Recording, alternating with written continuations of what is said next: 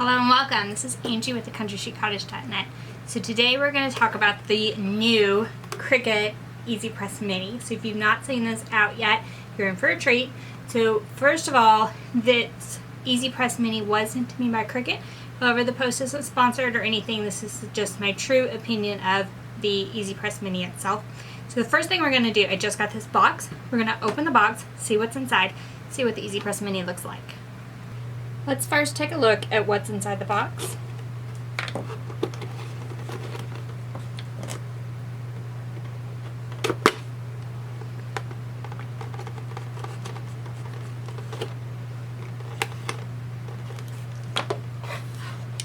So you have the EasyPress Mini itself, a base to set it on, and here you can take a look at the Mini beside my hand so you can kind of see how big it is. It of course has a power cord, and there's a let's get started guide as well as some safety instructions. Alright, so let's first remove some of this packaging. So this is a warning label, and then we'll remove this piece from around the cord.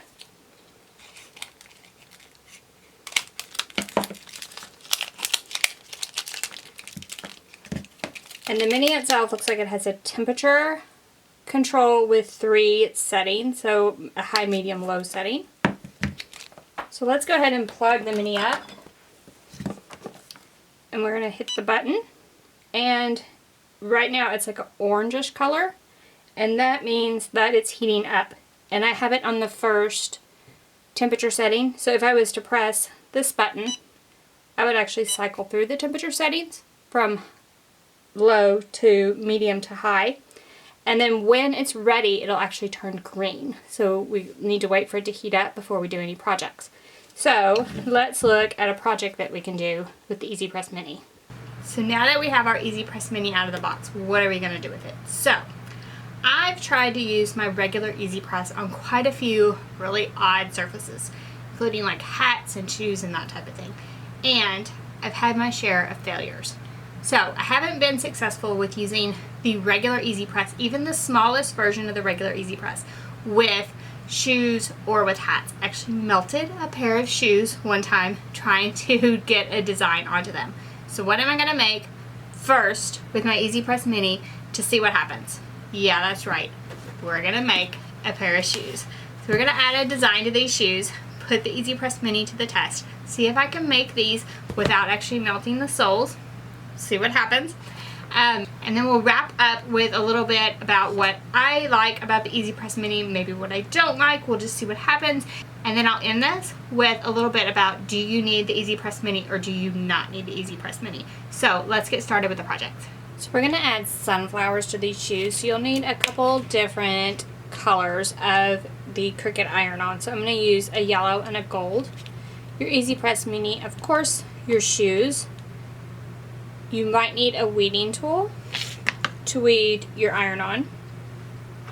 And you'll also need something to put in the shoes just to give them some stability when pressing, and I'm just going to use this towel and sort of shove it down in the shoe. So we cut and weeded a bunch of sunflowers along with their middles. So the middle's out of gold, the sunflowers out of the yellow. And then I weeded the designs, and then I just cut them into small pieces. And I just cut a bunch of them because I'm going to put them all over the shoes. And then we're just heating up our EasyPress Mini to the second heat setting, so the medium heat setting, which is appropriate for the type of iron-on we're using. So you'll want to check the Cricut heat guide before you start. And as you can see, our Mini is already green, so it's heated up and ready. The other thing great about the Mini is that it is an auto shut off. So if you forget to turn it off and you leave it on, it will shut itself off. So we're going to start with one shoe, and we're going to just use a regular hand towel, and we're just going to shove it into the toe of the shoe, getting as much of the towel in there as possible. You just want the shoe itself to be fairly firm and something to press against with the EasyPress Mini. Then I'm going to press the middles first and then press the flower around it. Now, these are going to be random on the shoe. However, I cut them fairly small because I did not want them to have to cut them when, say, it reaches a seam or the sole itself. But if you cut them larger, you would just need to hold it up and then manually cut away some of the excess where it's going to hit like a seam or something like that. But I'm going to press the middles first, and I'm going to press these for 25 seconds, and I'm actually going to use my phone as a timer because the Mini itself does not have a built-in timer. And you do want to be careful not to get the Mini on the sole of your shoe, as you don't want to melt it.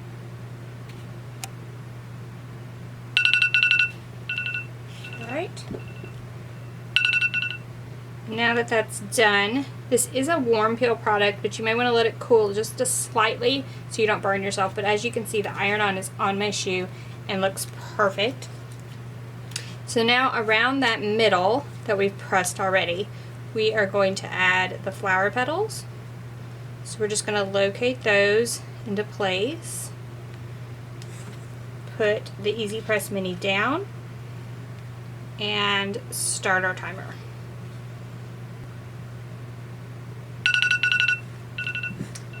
So same thing, you might want to let it cool slightly before you start to lift up. So I can see that I didn't quite get it all the way down. So I got it this way because this is the way I was holding my EasyPress, but I didn't quite get it this way.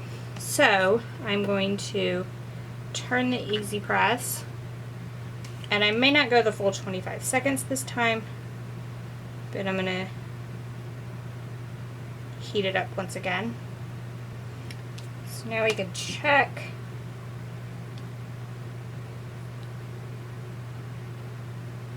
It is looking better, but I still think I need to press just a little bit more.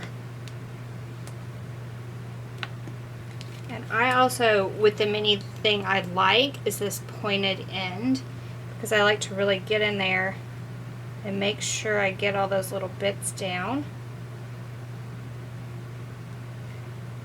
after it's heated up. So then we'll just peel back the protective liner on the yellow, and everything is down pretty well. So what I like to do on weird surfaces like these shoes is take my iron-on protective sheet, lay that over the top, and then press once again for like 15 seconds. So this helps get out any lines that might have been left in my surface from that protective sheet, and just make sure that everything is down well.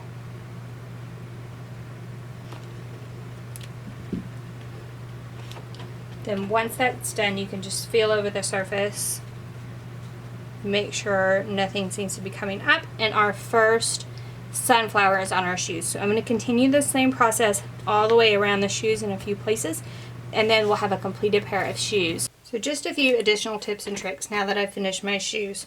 I found that trimming the carrier sheet close to your iron-on before you press it made it a little easier. So this makes sure that the carrier sheet doesn't ride up like on the seams of your shoes. So if I'm doing this one, it's really close to the seam and really close to these eyelets, the carrier sheet would have a tendency to ride up, and then it would pull the iron-on away from the shoe. So if you trim the carrier sheet, that helps. The second thing is, now I didn't do many that were really close together, but if you were going to do these close together, you would not want to put the EasyPress Mini, as you were pressing this one, you wouldn't want it to touch the second one. If it would, say they were really close together, you could use something like your iron-on protective sheet over the one that's already pressed, and then put another one, say here, and use the Mini like that. So that's just a tip and trick if you are doing some that are close together. And then the last tip is, when you're in an area like this, the Mini is great because of this pointed area. So you want to make sure that the Mini itself is not on any seams or eyelets or anything that will lift it up off of the iron-on and not allow the heat to get to your project. So be sure to keep it off seams and things like that, and really use that feature of the shape to get into those areas.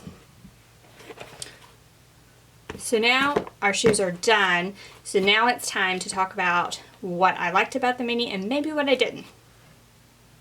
So now that we have our shoes complete, what's the verdict? So the EasyPress Mini, I love the size and shape. So the size itself is perfect for these odd projects like shoes. I also love the safety base so that I can set it down easily. With smaller irons, that type of thing, is having some place to set it. So I love the safety base itself. Of course, the 3 heat settings, so that allows me to do like foil iron on or delicate materials, or the medium setting with regular iron on and then the infusible ink, which I have not tried yet, but I can't wait to try.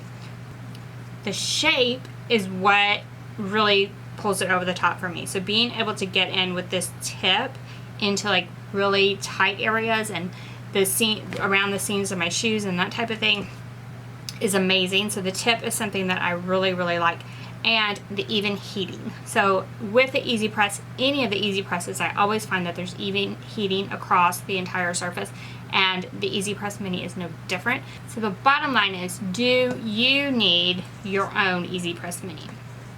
So if you are looking to put iron onto a variety of surfaces, like shoes, which I did in this video, and I want you to note that I did not burn the shoe or melt the sole of the shoe when I did this project. So already it's well beyond any other experience I've had with using iron-on a shoe, because I completely messed up the other time I tried it.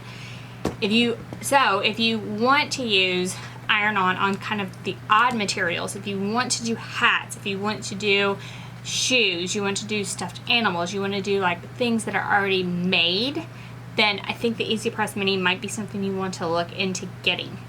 Now, if you're going to do things like hats regularly to sell, I would go ahead and invest in something like a hat press. But if you only are going to do a few hats a year, maybe to give as gifts or to wear, then the EasyPress Mini is the perfect option for people like that. So it would be a little less expensive than a traditional heat press, a big hat press that would connect to a heat press, and it's so much smaller and perfect for storage in a craft room. Now, I did want to note the size, which I did not have at the beginning of the video. So it is 3.4 inches tall by 2.1 inches at the widest portion. So that's the overall size, just in case anyone was wondering about that. So if there are any other questions about the EasyPress Mini and what it can do, please drop those below. If there's something you want to see me test with the EasyPress Mini, I would love to do that. Please ask those questions in the comment section below as well. Be sure to give us a thumbs up if you liked this video, and be sure to head on over and subscribe to our YouTube channel, because you don't want to miss any of our crafts. We have Cricut crafts all the time, and I have plans to use the EasyPress Mini on some more projects. You don't want to miss that either, because if you want to see what the EasyPress Mini can do, you'll want to stay tuned. If you want to see a couple of hat designs and me make these live, head on over to our Facebook page. I'll drop a link for that in the description below so you can find that as well. So then you have 2 project ideas. So you have hats and shoes all ready for the EasyPress Mini. Next up for me, infusible ink, because I want to see what it can do. So thank y'all for joining me, and I'll see you next week. Bye-bye.